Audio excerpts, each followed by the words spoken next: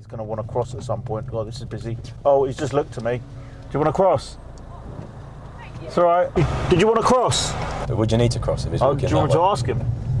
Did you want to cross again? No, you're all right. Cool. So welcome back to the channel. Today we're with Andrew Flute of the Central Driving Training Company. We're going to go out for a little ride in the car and find out how the highway code changes are going to affect you out on the road.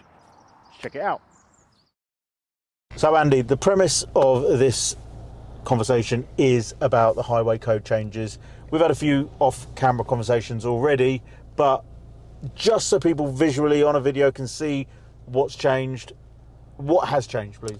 Yeah, there's a couple of things that have changed like massively. The sort of driving hierarchy has changed a bit more now, so it's more focused onto the pedestrian and the cyclist, because there's been more accidents involving them, and there's been lots of things in the media wanting it to be safer for cyclists and pedestrians. So they've introduced these new rules where cyclists have got to be more visible, and on a quieter road ride more into the centre of the lane to be more visible to people. And pedestrians have priority when trying to cross the road as well when you're turning into a junction. So the focus is, from what I see in the comments on social media, Yep. is pedestrians, cyclists, and as you've said, about having priority and the hierarchy has changed, etc. But there's something about how you open the door. Yeah, there's a new way of opening the door. It's basically you check in for cyclists. Right. Because you see quite a lot of the times, most people when they go to open the door, when you've parked your car, you've checked it's safe to park, but do you look again to open your door when you go to get out?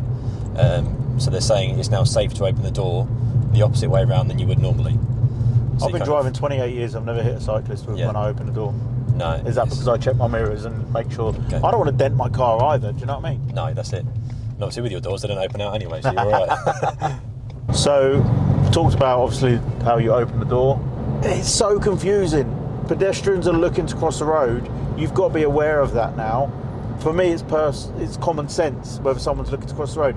Has the pedestrian got the right just to step out into the road now? According to the highway code as I see it, yeah. So sit and wait for her, give her the opportunity to cross. Do you want to cross? It's all right. I'm just learning the highway code. Oh, brilliant! She's teaching a dog.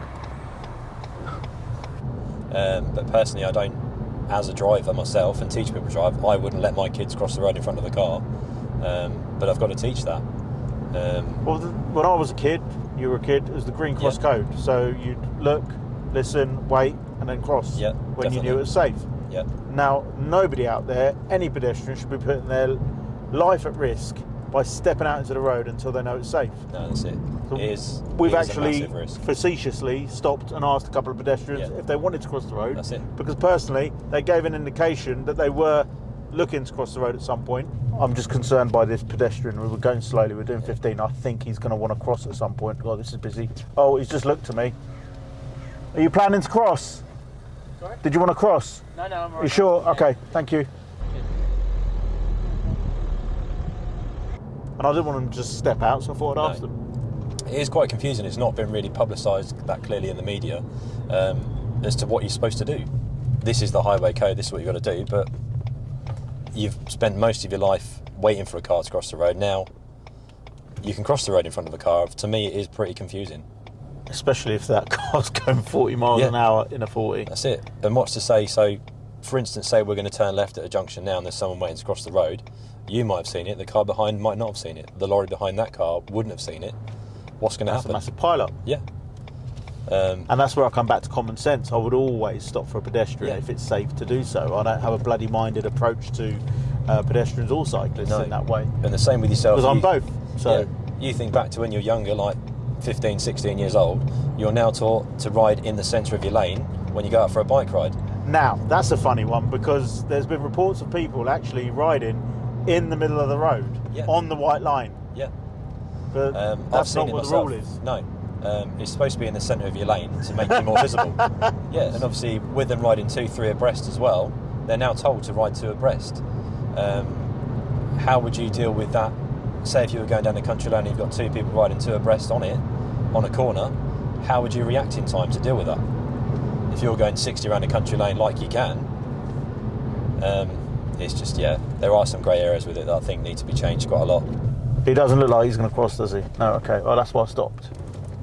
But would you need to cross if he's Do walking you want that to way? ask him? can if you like. I might have to ask him. Sorry, mate. Did you want to cross? But obviously, with a highway code thing, it's only if they're actually on a junction when you're turning in, isn't it?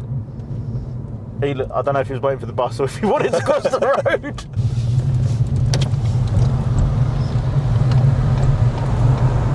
Oh. Did you want to cross? Did you want to cross the road? Sorry? Did you want to cross the road? No, I'm just having a fag outside.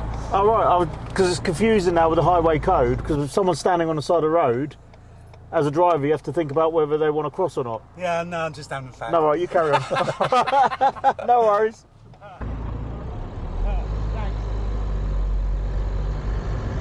Oh, he's crossing the road. Afternoon, sir. I'm just telling my test driver that I let you cross the road there with the new highway code. Did you like that? Yeah, very good. Thank you, mate. Did you want to cross again? No, you're all right, side. Cool. It's bloody stupid. It's like as if you've got to ask someone, do they want to cross? You feel safe though? I feel perfectly safe. All right, mate. Thank you very much. Have a good day. So you'd imagine with something this major in terms of changes to the highway code that a lot of thought and process had gone into it, but it seems like they haven't put it into practical thought. No, because you need a driving test to drive a car. You don't need a driving test to ride a push bike. Or be a pedestrian. Yeah. Because anybody can ride a bike. There's no rules to riding a bike, is there, really? You can jump on it and off you go. Whereas in a car, you've got all these tests to go through. You've got your theory test, your driving test. A cyclist can just jump on and carry on. I think it's putting people's lives at risk, really, by implementing it. That's my view.